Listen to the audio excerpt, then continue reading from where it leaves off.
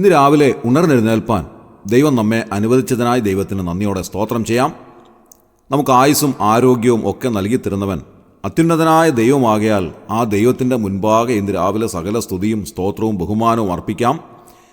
ഓരോ ദിവസവും രാവിലെ ദൈവസന്നിധിയിലേക്ക് അടുത്തു വരുവാൻ ദൈവം നമ്മെ സഹായിക്കട്ടെ. ഓരോ ദിവസവും ദൈവത്തിൻ്റെ ദാനങ്ങളാണ്. അതുകൊണ്ട് ആ ദാനം അനുഭവിക്കുമ്പോൾ ദൈവത്തോട് നന്ദിയുള്ളവരായി ജീവിക്കുവാൻ ഇടയാകേണ്ടത് ഏറ്റവും വലിയ ആവശ്യമാണ്. അങ്ങനെ ഇന്ന് രാവിലെ അത്യുന്നതനായ ദൈവത്തിൻ്റെ അരികിലേക്ക് ചെന്ന് ദൈവത്തോട് നന്ദി പറയാം. ദൈവം നമ്മെ ഓരോരുത്തരെയും സഹായിക്കട്ടെ. നാം കിടക്ക വിട്ട് രാവിലെ എഴുന്നേറ്റ് വരുന്നതായ സമയത്ത് ചാടി എഴുന്നേൽക്കാതെ സാവധാനം എഴുന്നേറ്റ് വരണം എന്നാണ് വൈദ്യശാസ്ത്രം നമ്മോട് ആവശ്യപ്പെടുന്നത്. അത് വാസ്തവത്തിൽ നാം ശ്രദ്ധിക്കേണ്ടതായ ഒരു കാര്യം കൂടെയാണ്. പെട്ടെന്ന് എഴുന്നേറ്റ് വരുമ്പോൾ ഒരുപക്ഷേ നമ്മുടെ ശരീരത്തിൻ്റെ എല്ലാ ഭാഗത്തേക്കും, പ്രത്യേകിച്ച് തലച്ചോറിലേക്ക് കൃത്യമായ രക്തോട്ടം ഉണ്ടാകണമെന്നില്ല. അത് നിമിത്തം ഒരു പക്ഷെങ്കിൽ നമുക്ക് സ്ട്രോക്ക് ഉണ്ടാകാൻ സാധ്യതയുണ്ട് എന്ന് വൈദ്യശാസ്ത്രം പറയുന്നു. അതുകൊണ്ട് എഴുന്നേറ്റ് വരുമ്പോൾ സാവധാനത്തിൽ എഴുന്നേൽക്കുക.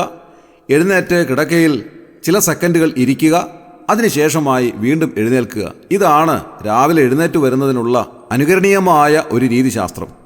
നാം ഈ ലോകത്തിൽ ജീവിക്കുന്നത് കൊണ്ടും മൺമയമായ ഒരു ശരീരത്തിലായിരിക്കുന്നതുകൊണ്ടും ആ ശരീരത്തെ നാം സൂക്ഷിക്കേണ്ടത് ആവശ്യമാകയാലും ഈ കാര്യങ്ങളൊക്കെ പാലിക്കുവാൻ നാം ബാധ്യസ്ഥരാണ്. ദൈവം നമ്മെ ഓരോരുത്തരെയും സഹായിക്കട്ടെ. ഉൽപ്പത്തി പുസ്തകം 28-ാം അധ്യായത്തിൽ ഉറക്കമുണർന്നു വന്ന യാക്കോബിനെ സംബന്ധിച്ച് രേഖപ്പെടുത്തിയ ഒരു പരാമർശമുണ്ട്. ഇന്ന് രാവിലെ അല്പമായി അത് ചിന്തിക്കുവാൻ ഞാൻ ആഗ്രഹിക്കുകയാണ്. യാക്കോബ് തൻ്റെ അപ്പൻ്റെ ഭവനത്തിൽ നിന്ന് ഓടിപ്പോകുന്നതായ സമയത്തെ സംബന്ധിച്ച് 28-ാം അധ്യായം 10 മുതലുള്ള വാക്യങ്ങളിൽ രേഖപ്പെടുത്തിയിരിക്കുന്നു. തൻ്റെ സഹോദരനായ ഏശാവിന് ലഭിക്കേണ്ടിയിരുന്ന അനുഗ്രഹങ്ങൾ അപ്പനിൽ നിന്ന് വാങ്ങി ഏശാവ് വരുന്നതിന് മുൻപേ ഭവനത്തിൽ നിന്ന് ഓടിപ്പോയ യാക്കോബിനെയാണല്ലോ നാം ഈ ഭാഗങ്ങളിൽ കാണുന്നത്. വാസ്തവത്തിൽ ഇതിൻ്റെ മാസ്റ്റർ മൈൻഡ് എന്ന് പറയുന്നത് യാക്കോബിൻ്റെ അമ്മയായ റിബേക്കയായിരുന്നു. റിബേക്കയാണ് യാക്കോബിനെ ഈ കാര്യങ്ങളൊക്കെ ചെയ്യുവാൻ പ്രേരിപ്പിച്ചതും സഹായിച്ചതും. എന്തൊക്കെയായിരുന്നാലും യാക്കോബ് അപ്പൻ്റെ ഭവനത്തിൽ നിന്ന് പദ്ദൻഅരാമിലേക്ക് ഓടിപ്പോവുകയാണ്. അവൻ ബേർഷേബയിൽ നിന്ന് പുറപ്പെട്ട് ഹാരാനിലേക്ക് പോയി എന്നാണ് എഴുതിയിരിക്കുന്നത്. അവനൊരു സ്ഥലത്തെത്തിയപ്പോൾ സൂര്യൻ അസ്തമിക്കൊണ്ട് അവിടെ കിടന്നുറങ്ങിയതായ സമയത്ത് താൻ ഒരു സ്വപ്നം കാണുന്നതും അവിടെ രേഖപ്പെടുത്തിയിട്ടുണ്ട്. ആ സ്വപ്നത്തിൽ താൻ കണ്ടത് തൻ്റെ അരികിൽ നിന്ന് സ്വർഗത്തോളം എത്തുന്നതായ ഒരു കോവണിയാണ്. ആ കോവണിയിലൂടെ ദൂതന്മാർ സ്വർഗത്തിലേക്ക് കയറുകയും ഇറങ്ങുകയും ചെയ്യുന്നതായ കാഴ്ച താൻ കാണുകയാണ്. അതുമാത്രമല്ല, അതിൻ്റെ മീതെ വലിയവനായ ദൈവം നിന്നുകൊണ്ട് യാക്കോബിനെ അനുഗ്രഹിക്കുന്നതും നീ വിട്ടുപോകുന്ന ഈ സ്ഥലത്തേക്ക് നിന്നെ ഞാൻ മടക്കി വരുത്തും എന്ന് അവനോട് കൽപ്പിക്കുന്നതും താൻ കാണുന്നു. ഉൽപ്പത്തി പുസ്തകം 28-ാം അധ്യായം 16-ാം വാക്യത്തിൽ നാം വായിക്കുന്നത് അപ്പോൾ യാക്കോബ് ഉറക്കമുണർന്നു എന്നാണ്. തുടർന്ന് താൻ പറയുന്ന കാര്യങ്ങൾ വളരെയേറെ ശ്രദ്ധേയമാണ്. താൻ പറയുകയാണ്, യഹോവ ഈ സ്ഥലത്തുണ്ട്, സത്യം, ഞാനോ അത് അറിഞ്ഞില്ല. ഒരു വലിയ തിരിച്ചറിവാണ് യാക്കോബിന് ഈ പ്രഭാതത്തിലുണ്ടാകുന്നത്. തൻ്റെ യാത്രാമധ്യത്തിൽ ഒരു സ്ഥലത്ത് വന്നപ്പോൾ സൂര്യൻ അസ്തമിച്ചതുകൊണ്ട് അവിടെ കിടന്ന് ഒരു കല്ലെടുത്ത് തലയണയായി വെച്ചു, കിടന്നുറങ്ങിപ്പോയി. എന്നാൽ താൻ രാവിലെ എഴുന്നേൽക്കുമ്പോൾ ഒരു വലിയ സത്യം ദൈവാത്മാവ് തൻ്റെ മനസ്സിലേക്ക് കൊണ്ടുവരികയാണ്. യാക്കോബ് തിരിച്ചറിയുകയാണ്, ഈ സ്ഥലം എത്ര ഭയങ്കരം, യഹോവ ഈ സ്ഥലത്തുണ്ട്, സത്യം, ഞാനതറിഞ്ഞില്ല. തലേ രാത്രിയിൽ താൻ കിടന്നുറങ്ങിയപ്പോൾ ആരും അറിയാതെ ദൈവദൂതന്മാർ യാക്കോബിന് ചുറ്റും കാവൽ നിന്നതായ വസ്തുത യാക്കോബ് അറിഞ്ഞില്ല. ദൈവിക സാന്നിധ്യത്തിൻ്റെ മുൻപാകെയാണ് താൻ കിടക്കുന്നത് എന്നുള്ള ഒരു ചിന്ത പോലും യാക്കോബിനില്ലായിരുന്നു. യാക്കോബ് കിടന്നുറങ്ങിയതായ ആ രംഗം നമ്മുടെ മനസ്സിലൊന്ന് കാണുവാൻ സാധിക്കുമോ? വനാന്തരത്തിൽ ഏകനായി ഒരു കല്ല് തലയണയായി വെച്ച് ആരും അരികിലില്ലാതെ കിടക്കുന്ന യാക്കോബിൻ്റെ ചുറ്റും സ്വർഗീയ ദൂതന്മാരുടെ അസംഖ്യം പെറ്റാലിയനുകൾ ഇറങ്ങി വന്നിരിക്കുന്നതായ ഒരു കാഴ്ച. യാക്കോബ് അറിയാതെ തന്നെ യാക്കോബിനെ പറ്റിയുള്ള സകല വിവരങ്ങളും അതാത് സമയങ്ങളിൽ സ്വർഗത്തിലേക്ക് എത്തിക്കുന്ന ദൂതന്മാരുടെ ഒരു നീണ്ട നിര തന്നെ യാക്കോബിന് ചുറ്റും നിൽക്കുന്നതായ കാഴ്ച.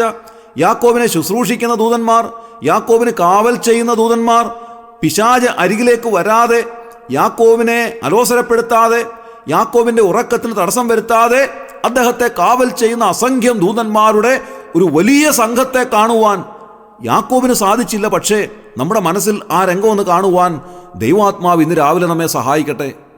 ഈ കഴിഞ്ഞ രാത്രിയിൽ നാം കിടന്നുറങ്ങിയതായ സ്ഥാനത്ത് നമ്മുടെ ചുറ്റും അസംഖ്യം ദൂതന്മാരെ ദൈവം കാവൽ നിർത്തിയിരുന്നത് കാണുവാൻ നമുക്ക് കഴിയുന്നുണ്ടോ പ്രിയമുള്ളവരെ?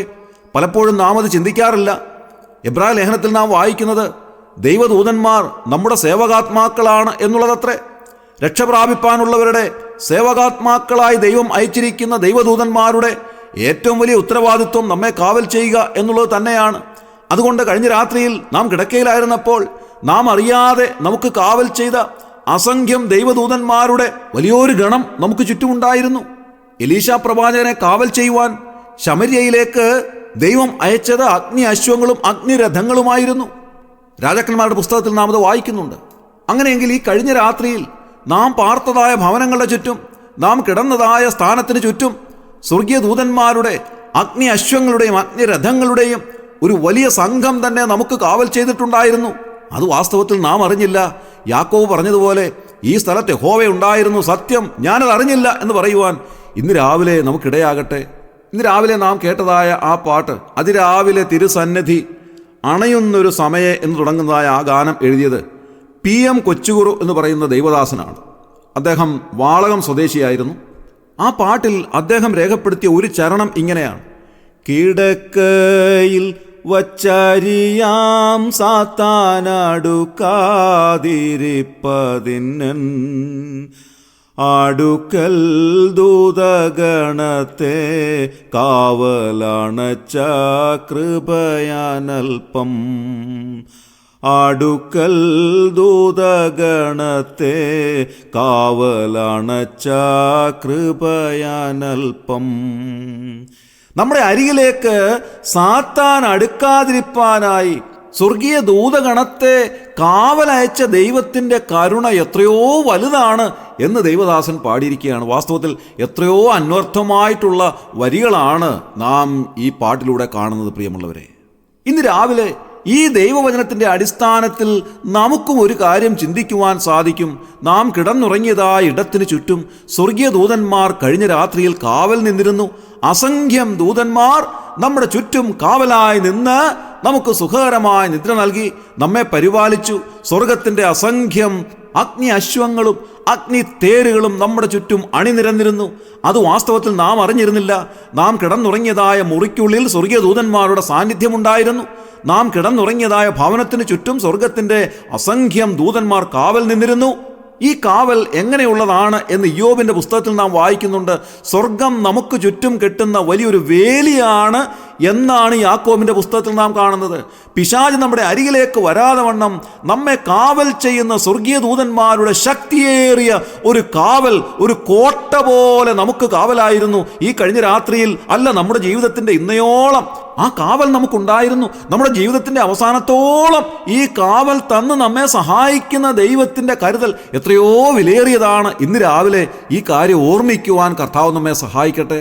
യാക്കോബ് ചെയ്തതുപോലെ ഉറക്കമുണർന്നു വരുമ്പോൾ യഹോവ ഈ സ്ഥലത്തുണ്ടായിരുന്നു, സത്യം ഞാനത് അറിഞ്ഞില്ല എന്നുള്ള ചിന്തയോടുകൂടെ എഴുന്നേറ്റ് വരുവാനും അതിരാവിലെ എഴുന്നേറ്റ് യാക്കോബ് ചെയ്തതുപോലെ തന്നെ കർത്താവിന് നന്ദി പറഞ്ഞ് കർത്താവിനെ ആരാധിക്കുവാനും നമുക്ക് സാധിക്കേണ്ടത് എത്രയോ വലിയ ഒരാവശ്യമാണ്. ഇന്ന് രാവിലെ ഉറക്കമുണർന്നു വന്ന് ദൈവസന്നിധിയിലേക്ക് അടുത്തു വന്ന് ദൈവത്തിന് നന്ദി പറയാം. കർത്താവെ, കഴിഞ്ഞ രാത്രിയിൽ ഞങ്ങളെ ഭദ്രമായി പരിപാലിച്ചതിനായി ഞങ്ങൾ നന്ദിയോടെ സ്തോത്രം ചെയ്യുന്നു എന്ന് പറയാം. കർത്താവെ, ഞാൻ കിടന്നുറങ്ങിയ ആ മുറിക്കുള്ളിൽ എൻ്റെ കിടക്കയുടെ ചുറ്റും സ്വർഗീയ ദൂതന്മാരെ നിർത്തി എന്നെ കാവൽ ചെയ്തതിന് നന്ദി പറയുന്നു എന്ന് പറയുവാൻ കർത്താവ് നമ്മെ ഓരോരുത്തരെയും സഹായിക്കട്ടെ. ഞാൻ കിടന്നുറങ്ങിയ ഭവനത്തിന് ചുറ്റും സ്വർഗീയ ദൂതന്മാരുടെ ശക്തിയേറിയ കാവൽ നിർത്തി എന്നെ പരിപാലിച്ചതിനായി ഞാൻ നന്ദി പറയുന്നു എന്ന് പറയുവാൻ കർത്താവ് സഹായിക്കട്ടെ. ഇന്ന് രാവിലെ ഈ കിടക്കയിൽ നിന്ന് എഴുന്നേറ്റ് വരുവാൻ എൻ്റെ കരം പിടിച്ച് എന്നെ എഴുന്നേൽപ്പിക്കുന്ന സ്വർഗീയ ദൂതന്മാർക്കായി ഞാൻ നന്ദിയോടെ സ്തോത്രം ചെയ്യുന്നു എന്ന് പറയുവാൻ കർത്താവ് നമ്മെ സഹായിക്കട്ടെ. ഈ ഒരു കാവൽ നമ്മുടെ ജീവിതത്തിൻ്റെ അന്ത്യത്തോളം നമുക്ക് നൽകുന്ന വിലയേറിയ കാവലാണ്. ഈ ലോകത്തിലെ ഒരു ഗവൺമെൻറ്റിനും അവരുടെ VVIPs കൊടുക്കാൻ സാധ്യമല്ലാത്ത അത്രമാത്രം വലിയ കാവലും കരുതലും വലിയവനായ ദൈവം തൻ്റെ ദൂതന്മാരെ അയച്ച് നമുക്ക് നൽകുന്നു എന്നുള്ളത് ഓർത്ത് ദൈവത്തിന് നന്ദിയോടെ സ്തോത്രം ചെയ്യാം. ആ കാവൽ ഇന്ന് പകലിലും അനുഭവിക്കുവാനിടയാകട്ടെ. നാം യാത്ര ചെയ്യുന്ന സമയത്ത് നമ്മുടെ വാഹനത്തിൻ്റെ ഇടവും വലവും മുൻപും പിൻപും സ്വർഗീയ ദൂതന്മാർ കാവൽ ചെയ്യട്ടെ. എതിരെ വരുന്ന വാഹനങ്ങളൊന്നും നമുക്ക് ദോഷം ചെയ്യാതെ കർത്താവ് നമ്മെ കാത്തു പരിപാലിക്കട്ടെ. ഇന്നത്തെ ദിവസം എല്ലാ നിലയിലും ആ കാവലും കരുതലും അനുഭവിച്ചുകൊണ്ട് സുരക്ഷിതരായി ജീവിപ്പാൻ കർത്താവ് നമ്മെ ഓരോരുത്തരെയും ഇടയാക്കട്ടെ. ദൈവനാമം മഹത്വപ്പെടുമാറാകട്ടെ. നമ്മുടെ കണ്ണുകളെ അടയ്ക്കാം, പ്രാർത്ഥിക്കാം. ക്രിസ്തുയേശുവിലൂടെ അതിവാത്സല്യമായി ഞങ്ങളെ സ്നേഹിക്കുന്ന സ്വർഗീയ പിതാവാം നല്ല ദൈവമേ, അനുഗ്രഹകരമായ ഈ പ്രഭാതത്തിനായി ഞങ്ങൾ നന്ദിയോടെ സ്തോത്രം ചെയ്യുന്നു. ഈ കഴിഞ്ഞ രാത്രിയിൽ ഞങ്ങൾക്ക് നൽകിയ ഉറക്കത്തിനായി ഞങ്ങൾ നന്ദി പറയുന്നു കർത്താവേ. ഞങ്ങൾ കിടക്കയിലായിരുന്നപ്പോൾ ശത്രുവായ സാത്താൻ അടുത്തു വരാതെ ഞങ്ങളെ അവിടുത്തെ ദൂതന്മാരെ അയച്ച് കാവൽ ചെയ്ത അവിടുത്തെ കരുണ എത്രയോ വിലയേറിയതാണ് എന്ന് ചിന്തിപ്പാൻ ഞങ്ങളെ സഹായിക്കുന്നതിനായി സ്തോത്രം ചെയ്യുന്നു. ഞങ്ങളുടെ ജീവിതത്തിൻ്റെ ഇന്നയോളം ഞങ്ങളെ കാവൽ ചെയ്ത എല്ലാ അത്ഭുതകരമായ വഴികൾക്കായി ഞങ്ങൾ നന്ദിയോടെ സ്തോത്രം ചെയ്യുന്നു. ഞങ്ങൾ കിടക്കുമ്പോഴും നടക്കുമ്പോഴും ഞങ്ങൾ എവിടെ ആയിരിക്കുമ്പോഴും അവിടുത്തെ സ്വർഗീയ ദൂതന്മാരുടെ കാവൽ ഞങ്ങൾക്ക് നൽകുന്നതിനായി ഞങ്ങൾ നന്ദി പറയുന്നു. ഇന്നത്തെ ദിവസം കർത്താവേ, ആ വലിയ കാവലും കരുതലും അനുഭവിച്ചുകൊണ്ട് ജീവിപ്പാൻ ഞങ്ങളെ സഹായിക്കണമേ. ഈ ശുശ്രൂഷയിൽ സംബന്ധിക്കുന്ന എല്ലാവരെയും അവിടുന്ന് ആ നിലയിൽ കാത്തു പരിപാലിക്കണമേ കർത്താവേ. അവർ യാത്ര ചെയ്യുമ്പോഴും ഭവനത്തിലായിരിക്കുമ്പോഴും മറ്റെവിടെ ആയിരുന്നാലും സ്വർഗീയ ദൂതന്മാരുടെ വലിയൊരു കാവൽ അവർക്ക് ചുറ്റും നിർത്തി അവരെ സഹായിക്കുകയും അപകടങ്ങളിൽ നിന്നും ആപത്തുകളിൽ നിന്നും അനർത്ഥങ്ങളിൽ നിന്നും അവരെ വിടുവിക്കുകയും ചെയ്യണമെന്ന് പ്രാർത്ഥിക്കുന്നു. രോഗികൾക്ക് സൗഖ്യം നൽകി സമാധാനം നൽകി കർത്താവേ, ഇന്നത്തെ ദിവസം സന്തോഷത്തോടെ ധൈര്യത്തോടെ ജീവിപ്പാൻ ആവശ്യമായ എല്ലാ അനുഗ്രഹങ്ങളും നൽകിത്തന്ന് എല്ലാവരെയും സഹായിച്ചാട്ടെ, അനുഗ്രഹിച്ചാട്ടെ. ഞങ്ങളുടെ പ്രാർത്ഥന കേട്ടതിനായി സ്തോത്രം. ഞങ്ങളുടെ കർത്താവിൻ്റെ രക്ഷിതാവുമായ യേശു ക്രിസ്തുവിൻ്റെ ധന്യമായ നാമത്തിൽ തന്നെ ആമേൻ.